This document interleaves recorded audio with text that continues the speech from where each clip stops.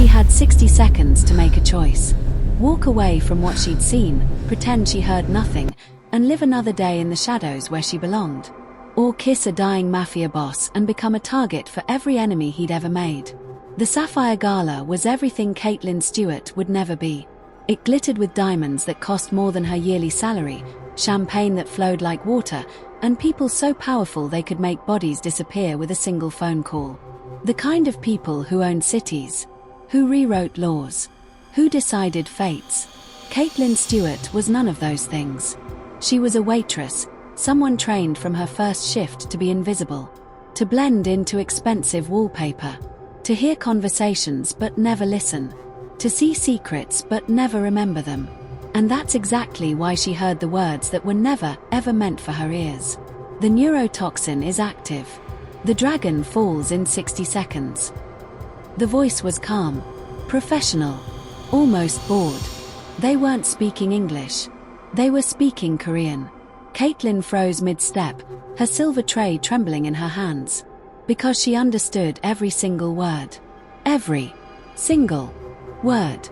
The Sapphire Gala wasn't just another party for Los Angeles' elite. It was something far more dangerous. It was neutral ground, the kind of place where enemies smiled at each other over champagne flutes and pretended yesterday's betrayals never happened. Mafia families from 3 continents. CEOs with government contracts and blood on their balance sheets. Fixers who knew where all the bodies were buried, because they'd buried most of them themselves. All of them here. All of them smiling. All of them dangerous. Caitlyn had worked these events for 3 years now. She'd learned the rules early. Keep your head down, your mouth shut, and your memories short. The rich and powerful didn't like to be remembered by people like her. They paid well for discretion and punished harshly when they didn't get it. So she moved through the glittering crowd like a ghost, her silver tray balanced perfectly, her eyes fixed somewhere just past the shoulder of whoever she was serving. Invisible. Forgettable. Safe. That was the plan, anyway. Then she passed the velvet curtain that separated the main ballroom from the VIP corridor, the place where real business happened, where deals worth millions were sealed with handshakes and threats. That's where she heard them. 2 men in perfectly tailored tuxedos, standing just beyond the cracked door. Their voices low, controlled, clinical. They weren't arguing. They weren't panicking. They were talking about poison like businessmen discussing stock prices. Talking about dosage and timing with the precision of surgeons. Talking about Jang Sang-ho, the man the entire underworld knew simply as the Dragon. The most feared Korean mafia boss on the entire West Coast. Maybe the entire country. Caitlyn's blood ran cold. Her training screamed at her to walk away. To forget what she'd heard. To go back to the ballroom and refill champagne glasses and pretend this moment never existed. But something made her stop. Maybe it was curiosity. Maybe it was stupidity.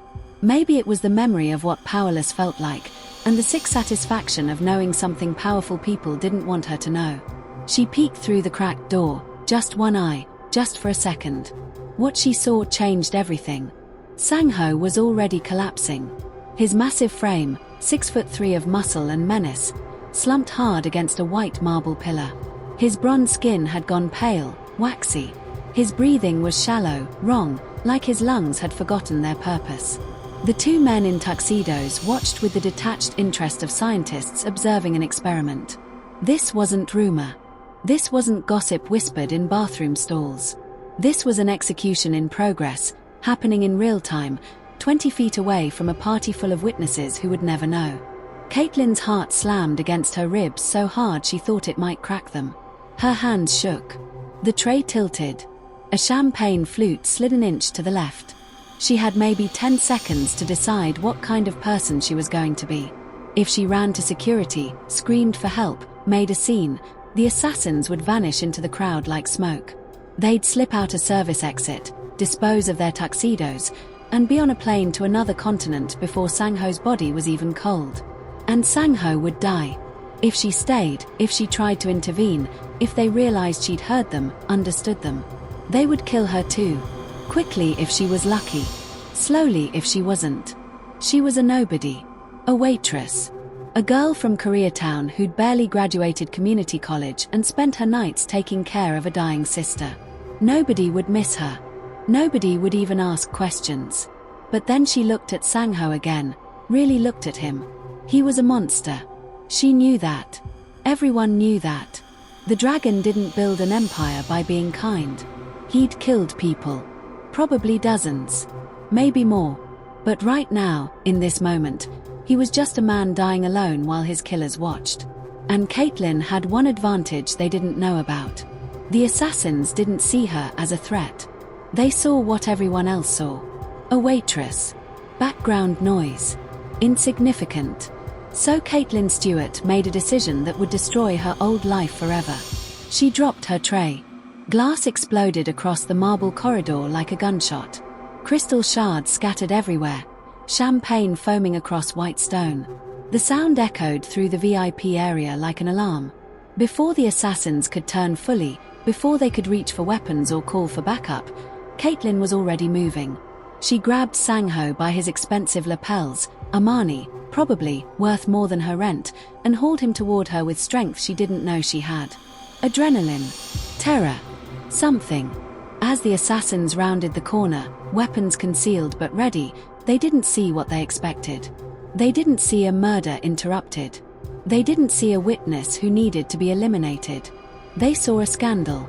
A nobody waitress pressed against the most dangerous man in the city, her body pinned to his, her face inches from his.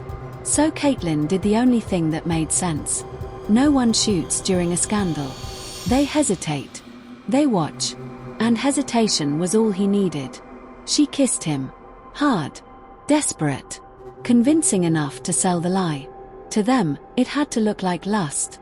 Like a stupid girl making a catastrophic mistake with the wrong man. In reality, it was camouflage. It was survival. It was the kind of split-second decision that separates the living from the dead. Sang-ho was barely conscious, the poison racing through his system, shutting down organs one by one. But he felt it. Small hands gripping his suit jacket like a lifeline. Warm breath against his lips, quick and panicked. The pressure of a kiss that tasted like fear and champagne. For a moment, just a moment, his mind cleared. Not enough to understand what was happening. Not enough to know who she was or why. But enough to feel it. The assassins stopped in their tracks. They exchanged a glance. Uncertain now. No gunshots. No chaos. No screaming. Just a compromising position that would embarrass the dragon when he woke up, if he woke up. They hesitated for 3 seconds. Maybe 4. Just long enough. Then they turned away, murmuring something about dealing with it later, about letting nature take its course. They thought the poison would finish the job anyway. They thought she was just another girl who'd made a fatal mistake. Sang-ho's body went completely limp a few seconds later, his full weight collapsing against Caitlyn. But his heart was still beating.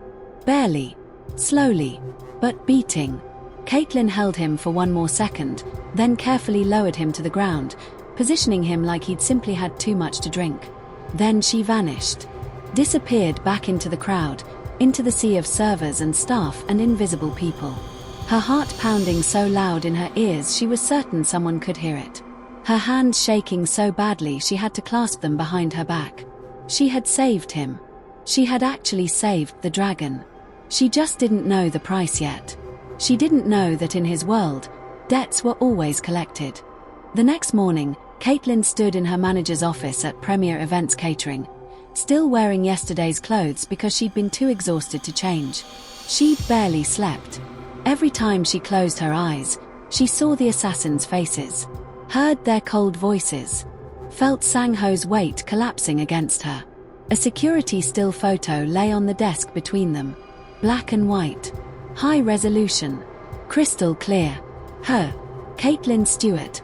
Nobody from Koreatown. Pinned against Jang Sang-ho, the dragon. Mid-kiss. Her manager, a woman named Patricia who'd never smiled once in 3 years, stared at her with the kind of cold fury usually reserved for people who'd committed actual crimes. "Do you have any idea what you've done?" Patricia's voice was ice. "You didn't just embarrass us. You didn't just violate every protocol we have. You endangered our contracts, our relationships, our entire business model." Caitlyn tried to explain, tried to find words that would make it make sense. There were these men, and they were. "I don't want to hear it." Patricia cut her off with a hand gesture. "Security reviewed the footage. You approached him. You initiated contact. Whatever your reasoning, whatever you thought you were doing, it doesn't matter. But he was. You're fired, Miss Stewart. Effective immediately. Security will escort you out." Caitlyn stood there, numb. "Fired." "Blacklisted," Patricia corrected. "I've already made calls. Every high-end catering firm in Los Angeles. Every event company. Every place that might hire someone with your indiscretion on their record." The word hung in the air like poison. Indiscretion. Not heroism. Not life-saving. Indiscretion. Caitlyn left the building in a daze, her final paycheck in an envelope, her reputation in ashes. She'd saved a man's life. And lost everything because of it. That night, she rode the bus back to her apartment in Koreatown. A tiny one-bedroom that smelled like antiseptic and medicine and slowly dying hope. Her sister Chloe was in bed, propped up on pillows, the oxygen machine humming its familiar rhythm. Tubes running to her nose. Monitors beeping softly. Chloe was only 23. She should have been out dancing. Falling in love. Living. Instead, she was waiting. Waiting for surgery they could barely afford. Waiting for lungs that might never come. Waiting to find out if she'd see 24. Caitlyn had been working 3 jobs to cover the medical bills that insurance wouldn't touch. Now she had 0 jobs. And no way to get new ones. She sat down on the edge of Chloe's bed, trying not to cry, trying to figure out what came next. That's when her phone buzzed. Unknown number. Caitlyn stared at the screen, her stomach twisting. She almost didn't answer. But something, instinct, maybe, or the same stupid impulse that made her drop that tray, made her pick up. Silence on the other end. Just breathing. Then a voice. Male. Accented. Professional. "Miss Stewart. Someone would like to meet you." The line went dead. Caitlyn sat there in the dark, phone still pressed to her ear, and realized something terrifying. She hadn't just kissed a mafia boss. She had stepped into his war. And wars didn't care about innocent bystanders. Across the city, in a private clinic with no name and no records, the dragon woke up. Jang Sang-ho opened his eyes slowly, the world swimming back into focus. His mouth tasted like metal and medicine. His veins still burned with the remnants of poison. But he was alive. Against all odds. Against all expectations. Alive. His lieutenant, a man named Minute-jun who'd been with him for 15 years, stood at the foot of the bed, arms crossed, expression grim. Sang-ho didn't ask who tried to kill him. That list was too long.